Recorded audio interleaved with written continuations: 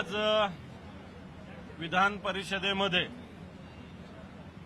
सत्ताधारी पक्षाचे सदस्य आणि विधान परिषदेच्या उपसभापती नीलमताई गोरे यांनी संगनमतानं सभागृहाचं कामकाज दिवसभरासाठी तहकूब केलेलं आहे।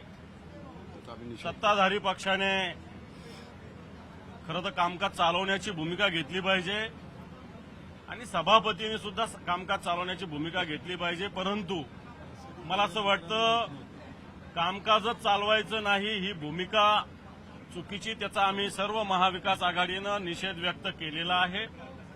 विषय आरक्षणाचा होता, आम्ही काल सुस्पष्टपणे भूमिका मांडलेली आहे।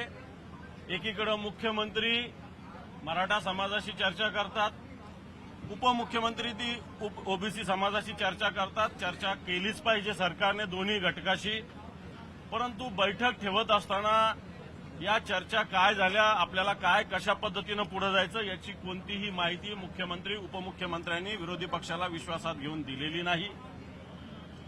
आत्ताच्या घडीला अधिवेशन चालू आहे, त्यामुळे खऱ्या अर्थानं अधिवेशनात चर्चा होऊ शकली असती, परंतु सरकार काही गोष्टी विरोधी पक्षाच्या ज्यावेळेस स्वतःवर येतं त्यावेळेस क्रेडिट घेण्याचा प्रयत्न करते आणि ज्यावेळेस अडचणीचे विषय येतात त्या सर्वपक्षीय बैठक घेण्याचा प्रयत्न करते। काही हरकत नाही, परंतु याच्याविषयी मुख्यमंत्री आणि उपमुख्यमंत्र्यांनी जर आम्हाला या सगळ्या गोष्टीचं आधी माहिती दिली असती तर निश्चित आम्ही काल बैठकीत गेलो असतो। आणि सरकार स्वतःची कातडी वाचवण्यासाठी विरोधी पक्षाला बदनाम करण्याचा प्रयत्न करते आणि चर्चेपासून पळ काढते, अशा प्रकारची स्थिती। नवी मुंबईमध्ये जेव्हा गेले तेव्हा मुख्यमंत्री एकटेच गेले सगळे सोयऱ्याचा आदेश घेऊन।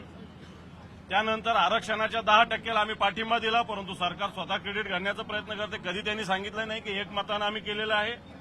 आणि म्हणून ज्यावेळेस या पद्धतीनं अडचण येतात, मला असं वाटतं या संदर्भात महाविकास आघाडीने सुस्पष्टपणे भूमिका दोन्ही सभागृहामध्ये काल मांडलेली आहे।